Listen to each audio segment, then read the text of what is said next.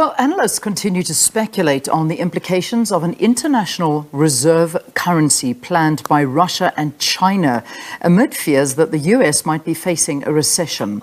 Now, the announcement of a reserve currency was made by Russian President Vladimir Putin during the BRICS summit in June. Meanwhile, former US President Donald Trump warns of a depression if the US economy continues on the slow growth path. Associate Professor of African Politics at UNISA, Professor Everesto Benyera, as well as Regin Kosi, who is the Executive Director and the Head of Research on Macroeconomics, Money and Banking at First Source Money, join us for a discussion. Great to have both of you. Thanks so much for joining us. Thanks, Leanne. Thanks for having us. It's an absolute pleasure. Yeah, Reg, let me begin with you. I mean, we speak about a reserve currency as if everybody knows what a reserve currency actually is. So perhaps let's start with the basics here. What exactly is a reserve currency, and why should societies bother with what actually happens in the space when they have this kind of thing? Yeah, a reserve currency is that dominant currency in which economic transactions, are mostly used in a region, in a continent, globally. So in this case, we have the US dollar as the preeminent reserve currency. This does not necessarily mean the US dollar itself is the reserve currency. The euro is to some extent, and Japanese yen, but preeminently the US dollar is that currency which international economic transactions are conducted in. So it becomes a vital cog in international economic governance. Mm-hmm. Hence, such an important issue as currency reserves being now suggested by the BRICS. Okay, so we look at that and the dollar is the dominant reserve currency. I mean, in a nutshell, that's pretty much so what it is. But we've got Russia saying, hang on a second, this should not be the case. We should look at our own reserve currency as discussed at BRICS. Is that in basics what the Russian president is suggesting? Absolutely. That's exactly what the president is suggesting, is because the US is abusing that dominance it has for its currency. So we have what they call the exorbitant privilege that the US has for its currency, being the one that's being used globally. So the US is using that as a tool, as a weapon to whip all those that do not comply with whatever it wants them to comply with. Mm. And when we look at the state of the US at the moment, and we talk about the US economy, and perhaps, Prof, you want to come in and also weigh in on this. With having the US as a reserve currency and, the threats and the talk of a recession and then a depression, and having the US currency as that reserve, what implications are there? Let's talk about that now. Leanne and the viewers, good morning, and thanks, Reg, for laying that foundation. Let me politicize a bit or put it in football terms as it were. A reserve currency underwrites state sovereignty. So there is usually a link between failed states and a currency. You tend to find states that are failed having no currency at all. So this is why there is so much talk, so much attention, and so much hype about this reserve currency, because there is a direct link between state sovereignty and a currency. In this case, the sovereignty of the global south, underwritten by the BRICS countries. Secondly, Leanne, we are witnessing a new international financial order in the making. Whether we like it or not, there is a new financial order that is being developed as an alternative to the dollar-euro dominated international financial order, mainly because of what Reggie said, which is the abuse of the current system by the United States and its allies. Thirdly, allow me to observe that you cannot separate money from war.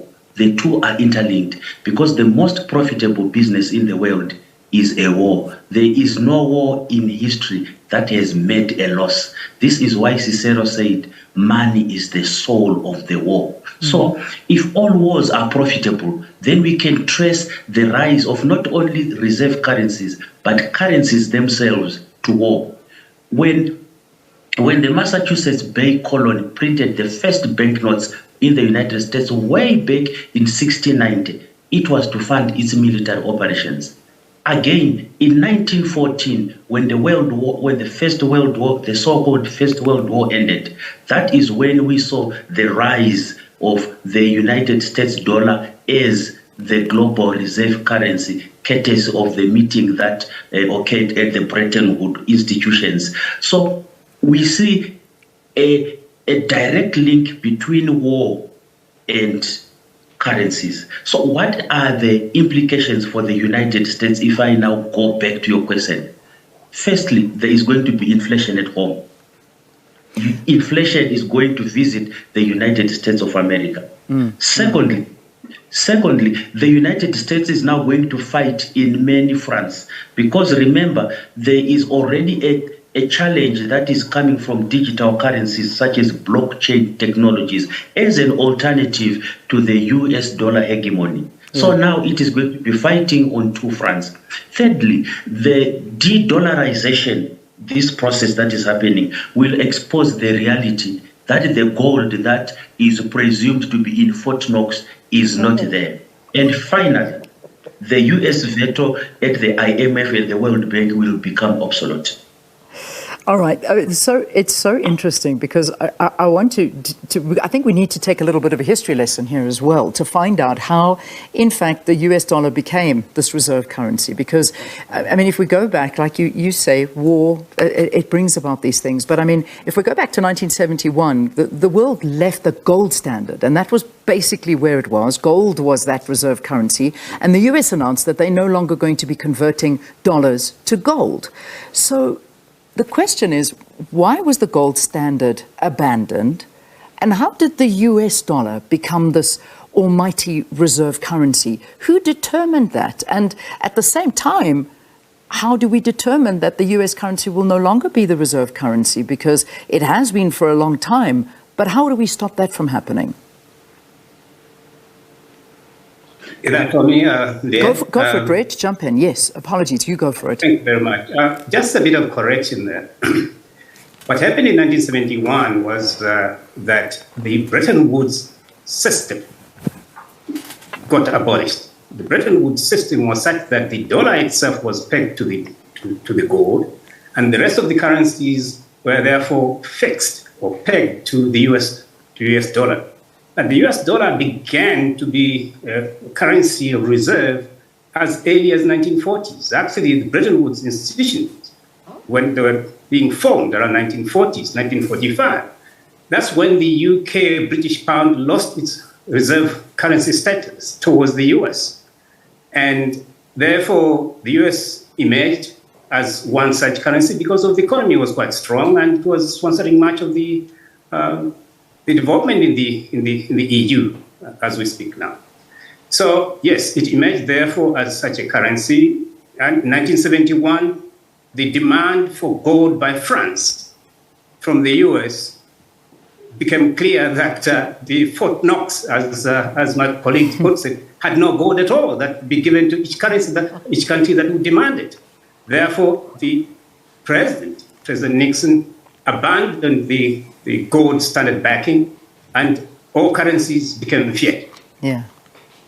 Now, going forward, therefore, given the dominance, therefore, of this dollar status, and countries are emerging, in fact, it started around 2009 when President Dmitry Medvedev of the Russian Federation suggested that since the crisis of 2007-2008, the US was becoming the very unreliable partner in global affairs. Therefore, there's need for us to begin to explore ways in which we could have a new financial order. It began then. Yeah. And then today, BRICS is moving pretty fast to ensure that it has a reserve currency which is dependable, which is not subject to the whims of one country. And therefore, here the BRICS are coming up with this new system. Okay, so let's kind of dumb it down again even more. I want to know who actually decides on something like this, because so you've got the US. This is the reserve currency. I mean, when we see it, I mean, Prof, you spoke about a failed state, and you know the dollar automatically comes in. I mean, we look at something like our neighboring country, Zimbabwe. I mean, this is what happens. This comes in, but who makes the decision that the dollar won't be that currency anymore because there are so many complexities in geopolitics. I mean, at the moment, when we look at war with the Europe and the Ukraine, I mean, all of these things that are going on there in Russia, we now see this visit that's taking place, we see Nancy Pelosi from US moving and going and visiting Taiwan, and there are massive tensions now between the US and China. So there's definitely a big global shift taking place. So who decides what this new currency is going to be, what the implications are for a new global reserve currency, and can we rely on an economy like Russia, for instance? Because Russia, with all of these sanctions against it, yes, of course, they are holding up very well, but when we look into the future, are they still going to hold up very well? Let's perhaps look at that. Prof, do you want to talk politics, currencies, and who determines what that next reserve currency is? In simple terms, Leanne, who determines what then becomes the global reserve currency is the strongest among us. So again, we are back to the issue of war and the military. And if we may link it to Africa, there are very strong arguments that the main reason why the Colonel brother leader Muammar Gaddafi was assassinated was because he was championing the use of the gold standard or the gold coin as a central currency for African countries. But that is a debate for another day. You asked a very important question, who determines and how do they determine it? I think there is something that is called leadership. When leaders decide to abandon one paradigm and shift to another, it then causes seismic shifts. For now, we see that China, India, Iran, and Turkey, among themselves, they are already trading in their currencies. What does this mean? That they are sidelining the United States dollar, just these 4 countries. It means that at present, the global market is excluding 3 billion people from the US dollar-dominated international system. Over 3 billion people no longer need to use the United States dollar to trade with one another. This is just a fraction of the global south. I am just talking about 4 economies here. So as more countries continue to move away from the petrodollar system, from the US euro dominancy, which uses the US dollar as the payment for oil, we expect massive inflationary pressures to strike the United States economy. But the most important thing, Leanne, is that the United States is not going to take this lying down. Of course, the United Kingdom did it when the pound sterling was usurped by the United States dollar. But I don't think that the United States will simply sit and watch and see the United States dollar being rendered a worthless currency like the Zimbabwean dollar. So we are most likely going to see a fight back. Now, going back to the theme of war, Ukraine is receiving aid from all over the West. Right now, at the last check, I think they received 60 billion. How are they going to pay back that money? This is where the issue of resources comes in. Remember how the United States became rich after the war. It is because all the European countries now had to pay back the money that the United States had used to finance the war. And this is how the United States became a very strong economy. There are innuendos that the maneuvers that are happening in Taiwan are to provoke China into a type of Russian reaction so that the United States can gauge how far China is willing to go. Remember, we have never seen an angry China. China is always calm and collected, and it has not flexed its muscle, so to speak. So we are in really for a long ride, to put it that way. We really are, and it is just getting more and more interesting, but more and more scary at the same time. Reg, I'm going to leave the final note with you because we are going into news now. What does it mean for South Africa? Because that, the long and short of it, that's what we really want to know here. I mean, we've already seen the repercussions of what happens in a war like Russia and Ukraine and what it does for us. And also, you know, we look at our membership in BRICS, so we're very close to Russia, we're close to China, but we also have good standing with the US. And at the same time, we're hearing former President Trump warning of a depression in the US economy. And we know that if the US catches a cold, the whole world sneezes. crisis. And, you know, I mean, we look at something like the 1929 Great Depression and the recent recession in 2008. Should we be worried? Should we as South Africa and the rest of the economies of the world be worried? Absolutely not. In fact, it's quite an advantage for South Africa to be aligned to the BRICS, given the dynamics that we see. For South Africa as a country, you must remember that the framework that we use, the macroeconomic framework that we use, which is quite atrocious, is neoliberal and primitive, is a consequence of the US exercising quite largely its coercive economic statecraft. And hence, we're getting poorer and poorer as a consequence of the regime that we put in place, which itself is because of the influence and the fear South Africa has in abandoning it, because it says, well, look, we're dependent on the US on this and that. And after all, the US can actually unplug South Africa from the system. What happens? The entire economy collapses. So South Africa was afraid. And I think this is an interesting development that we should all be very happy that we can now begin to be autonomous as we should. So there are lots of advantages for South Africa to be part of this development, and it should all go well in the future for the rest of us. Believe it there. Gentlemen, what a fascinating discussion. Executive Director, Head of Research on Macroeconomics, Money and Banking at First Source Money, Regin Kosi, and Associate Professor of African Politics in the Department of UNISA, Professor Evaristo Benyeira, discussing the implications of Russia and China to create their own international reserve currency.